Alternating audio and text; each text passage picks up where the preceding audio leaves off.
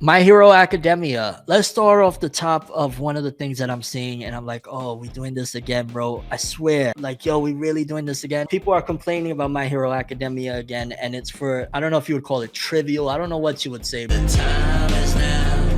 I must go. It's time to get out. The anime stuff with My Hero Academia, people be playing too much. I think My Hero has reached the point that Naruto had at one given point, where it's so popular that people are finding anything to pick it apart. Any and everything to pick it apart, dog. And I'm talking about the anime right now, because I have been one on record with like season 5. I was like, yo, this is unacceptable. How did they do this to My Villain Academia? They ruined it.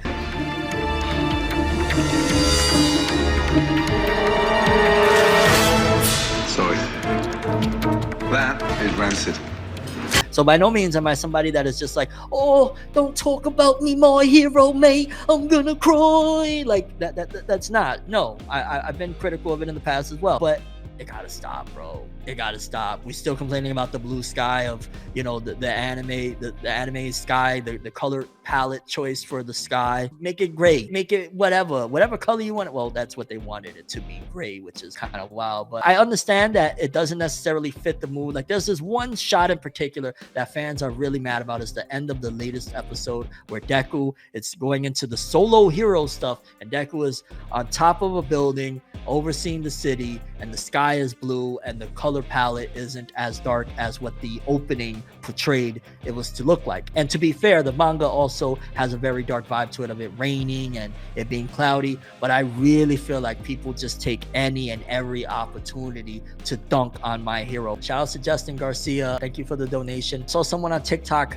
jokingly saying the sky too blue at the end of the latest episode. Yo, and on Twitter I'm seeing it again. I'm like, Lee, like, yeah, My Hero is at the point where people, when they can find something to take dibs at it, they're going to, because My Hero is an exception of the rule when it comes to it keeps growing in popularity. You do not get to, like, My Hero is what, 30 something volumes deep or some crazy, right?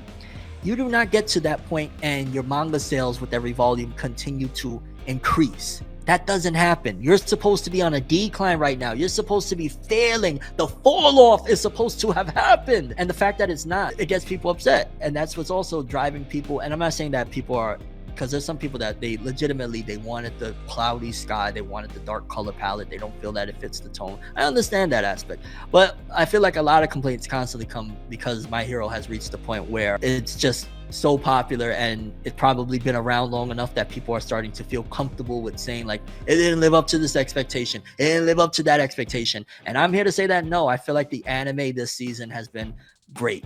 It's been, at the very least, it delivered. But I would say that, because I just caught up on it, right? I went through the Todoroki domestic situation with his family, with Endeavor and whatnot, seeing Hawks' backstory with his mom. Is it just me, or is Hawks' backstory inspired by Breaking Bad? That couple with the child that Jesse, the wife, throws the ATM on the husband's face or whatever. I super felt like Hawks' parents was inspired by that. Like, that inspired that scene and that whole scenario. I swear I can't watch it without feeling like, oh my god, it's Breaking Bad, and Hawks is the little kid. There is no Jesse. See, Jesse is the thing that changed fate. It was between being an emotional roller coaster, between, like, you're getting multiple aspects of, like, how can I say this? Like, you're seeing the after effects of the war that we just had against the League of Villains, the catastrophe that went down. The world is questioning heroes and stuff like that, and you're seeing the birth of people like, yo, we can't wait for the heroes anymore, we got to take things into our own hands, whatnot. So we're at a very tense spot. At the very least, one of you out there, when you was little, and let's just say you had problems in your real life or whatever, if you had your little Goku figure or some shit, or you had your whatever it was that meant a lot to you, and you would just be holding your toy or playing with your toy as a kid, like, it felt like it was really like a tailored situation to, I could imagine being that kid, you know what I'm saying? I could imagine having my little toy that I'm like, you know, this is my hero, you know what I'm saying? This Vegeta figure, yo, he's the guy, you know, he's gonna save me from this. So it made it even more emotional and sad for me. Tears were shed when Endeavor is in the hospital and he's reflecting on not being the best father. I was very grateful that Horikoshi, the way he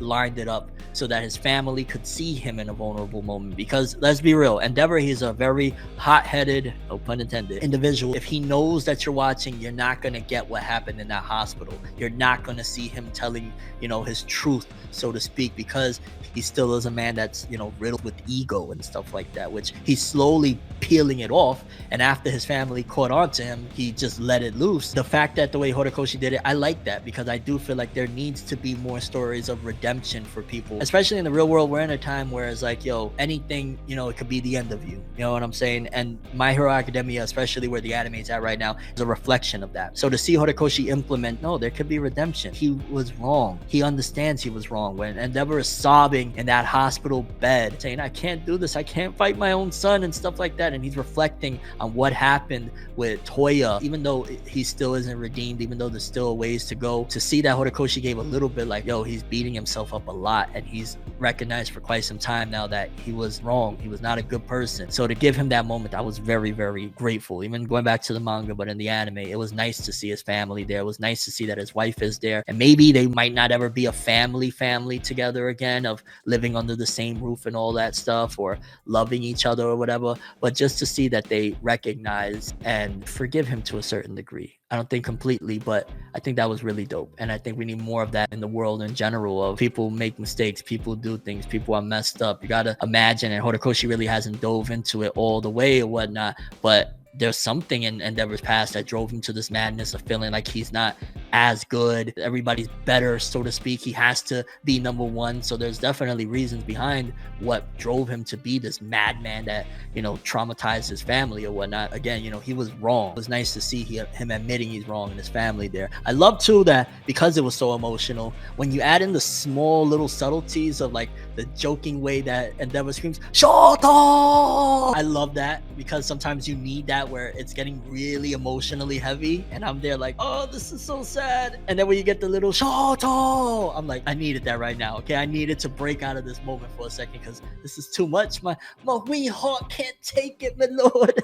It kind of also was a lesson of, again, he did all of those things, and it's like he didn't appreciate the journey to any of that stuff. Because imagine if Endeavor was just not mad all the time and screaming all the time. Imagine if he would have led with love with his family to trying to be All Might. Imagine if they did it as a unit, and he was like, yo, I know we did this arranged marriage thing. Imagine he would have came to his senses sooner. Like, yo, I know we did this arranged marriage thing, but I really want to love you. I really want you to be mine. Let's do this together. Let's be All Might as a family. Maybe they might not have beat him, but at the very least, he would have appreciated the journey, opposed to going through it the way he went through it, scarring his family, thinking his son Toya was dead, and then only getting this Pyrrhic victory of, I'm number one now, but at what cost? My family freaking hates me. So it's been an amazing ride, to say the least, with Endeavor's character development for him to get to the point where he's at. Seeing his wife show up at the hospital was a very beautiful scene as well. And that was really dope to just in general get a lot more of that side of Endeavor and really take it full circle. When people are bashing this arc and stuff like that because of the color of the sky, I feel like people are unfair with My Hero. And then you get to this latest episode, people are pissed off at the anime having not the grayscale messed up look that people envisioned. It could very well just be that scene in particular is going to look like that. Maybe it's one of those things during the day. And also at the same time, they're probably trying to balance out, because bro, this is real heavy stuff. I know we're vets and we're seasoned to this shit. We went through the 4th grade Shinobi War, we went through Marine 4, we went through a lot of stuff, but you gotta remember they're trying to balance out that, because My Hero Academia does have a very wide demographic. We have real world domestic situations that we were just covering in the past couple episodes. The world is in absolute chaos, or Japan is in absolute chaos and destroyed because the villains basically had their way. They're trying to balance it out with, okay, it's really, really messed up, so at the very least, let's make it like somewhat not as dark as the situation already is. And again, I also feel like we're comparing the visuals of an opening to this. Hello, have you ever watched any openings of any anime, like even down to Berserk 2016? The openings always look a gajillion times better than the episodes, and that's not an excuse still, it's just a color palette swap. But admittedly, that opening made this look a lot more grandiose because they also had the time and all the resources to get an opening done. I am really hyped for this Deku solo hero arc. We got Lady Nagant that they started introducing, and her design is sick, and just in general it looks like we're about to have a very dope arc. Essentially, One for All is the containment of multiple consciousness and whatnot, and slowly but surely, it's like as Deku became more conscious, they were also able to develop in other aspects as well. But I'm still so puzzled as to why the two predecessors are standing faced up against the wall. Like in the manga, the biggest theory was, yo, that's Bakugo and Kirishima. Why are they facing against the wall? But the anime shows their hair colors as totally different. Is this some sort of reincarnation? You know what I mean? And then we found out the properties too, One for All. That if you had talent and they gave you the talent ball, you're gonna die early. But if you were talentless and they gave you the talent ball, then you could shine, you can thrive. So it's kind of an interesting aspect of like passing the torch to somebody that they got it off of hard work and determination, and they didn't have no preset of like, yo, he's great for this, that, and the third. Here's the talent ball, now go wild with it. So it was interesting the way they tackled, or how Horikoshi, of course, and I love that scene as well. That was very nicely done, very emotional again when we get to All Might's teacher, you know, one of the predecessors of One for All. When you get to her and she's like talking about, you know, her grandson, and you know, they test Deku, because at the end of the day the whole test is like, a hero don't kill. And when she's even pushing it like, yo, you know, will you be able to do it? A hero don't kill. And I love that aspect of it as well. And the way they handled the One for All, you know, singularity and all the details and whatnot. All Might one, him being there, but he's not really. It kind of feels a little like Horikoshi just wanted all of the predecessors to be present, and because he never killed off All Might, he had to find a way. And he's like, well, it's just his, you know, aura, or it's just his will. It's just like, all right. Not that because I'm past the point of thinking like, oh, he needed to die to push the character development. Sure, it would have been a dramatic response and it would have made everybody sad and emotional and whatnot, but I feel like the answer to that wasn't really like to kill him off. The answer to that was to give him a role that is a lot more useful. We don't need a Jiraiya situation every time. We don't need our hearts broken every time. Why? I like the character. All Might was, for the longest time, my favorite character in My Hero Academia. He was my favorite. I want to purposely try everything I can to enjoy things. Like, why am I going? And that's a whole other discussion of what criticism brings everybody. Because it almost feels like criticism, because criticism most of the time comes from like, hey, we got to knock this down a peg. Makes you feel like it's dampening the experience. I want to purposely go and try hard to enjoy stuff. You know what I'm saying? I want to try my best to feel good. And I feel like if more people adopt that motto, we'll get healthier dialogues, healthier conversations, and just in general, we'll enjoy anime and manga a lot more if we're going with the intent of, nah, bro, I'm trying so hard. I want to enjoy this one. I love this in the manga, or just in general, I really rock with the series. I want to enjoy it. Let me maneuver things. Let me, for example, stop reading the manga right now so I can enjoy and increase my experience with the anime, and then I'll go back and read the manga stuff. It's all about the way you tailor it. You know what I'm saying?